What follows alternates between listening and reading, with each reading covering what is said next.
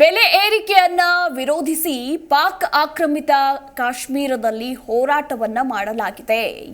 ಬೆಲೆ ಏರಿಕೆ, ದುಬಾರಿ ವಿದ್ಯುತ್ ಬಿಲ್ ಹಾಗೂ ತೆರಿಗೆಯನ್ನ ವಿರೋಧಿಸಿ ಪಾಕ್ ಆಕ್ರಮಿತ ಕಾಶ್ಮೀರದಲ್ಲಿ ನಡೀತಾ ಇರುವಂತಹ ಮುಷ್ಕರ ನಿನ್ನೆ ಕೂಡ ನಡೆದಿತ್ತು.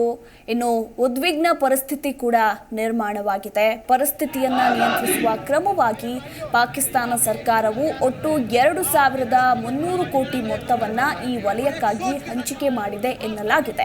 ಇನ್ನು ಹೋರಾಟಗಾರರು ಮತ್ತು ಪೊಲೀಸರ ನಡುವೆ ಘರ್ಷಣೆ ಕೂಡ ನಡೆದಿದ್ದು ಒಬ್ಬ ಪೊಲೀಸ್ ಅಧಿಕಾರಿ ಮೃತಪಟ್ಟಿದ್ದಾರೆ.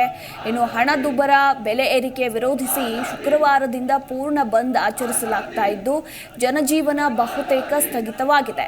ಪರಿಸ್ಥಿತಿ ನಿಯಂತ್ರಿಸುವ ಕ್ರಮವಾಗಿ ಹೋರಾಟಗಾರರು ಹಾಗೂ ಸರ್ಕಾರದ ಪ್ರತಿನಿಧಿಗಳ ನಡುವೆ ಮಾತುಕತೆ ನಡೆಯಿತು.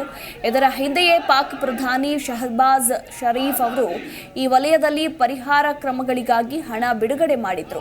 ಇನ್ನು ಜಮ್ಮು ಕಾಶ್ಮೀರ ಜಂಟಿ ಅವಾಮಿ ಕ್ರಿಯಾ ಸಮಿತಿ ನೇತೃತ್ವದಲ್ಲಿ ಪ್ರತಿಭಟನೆ ನಡೀತಾ ಇದೆ. ಕಡಿಮೆ ವೆಚ್ಚದಲ್ಲಿ ವಿದ್ಯುತ್ ಪೂರೈಸಬೇಕು ಹಾಗೂ ರಿಯಾಯಿತಿ ದರದಲ್ಲಿ ಗೋಧಿ ಹಿಟ್ಟು ಪೂರೈಸಬೇಕು ಅನ್ನೋದು ಪ್ರತಿಭಟನಾಕಾರರ ಪ್ರಮುಖ ಬೇಡಿಕೆಯಾಗಿದೆ.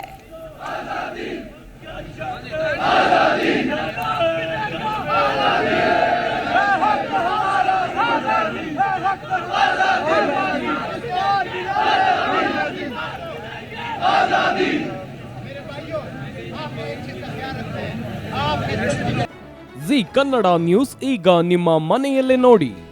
ಎಲ್ಲ ಕೇಬಲ್ಗಳಲ್ಲಿ ಈಗ ಲಭ್ಯ. Sun Direct 292, Jio TV 1334, U digital 162, City cable 51, GTPL 17, Abhishek cables 821, Rock Line telecommunication 51, Shri Basaveshwara number 60, Vinayaka digital number 53, In digital number 896ರಲ್ಲಿ ನಿಮ್ಮಿಸ್ತದ ಜಿ ಕನ್ನಡ ನ್ಯೂಸ್ ನೋಡಿ ಆನಂದಿಸಿ.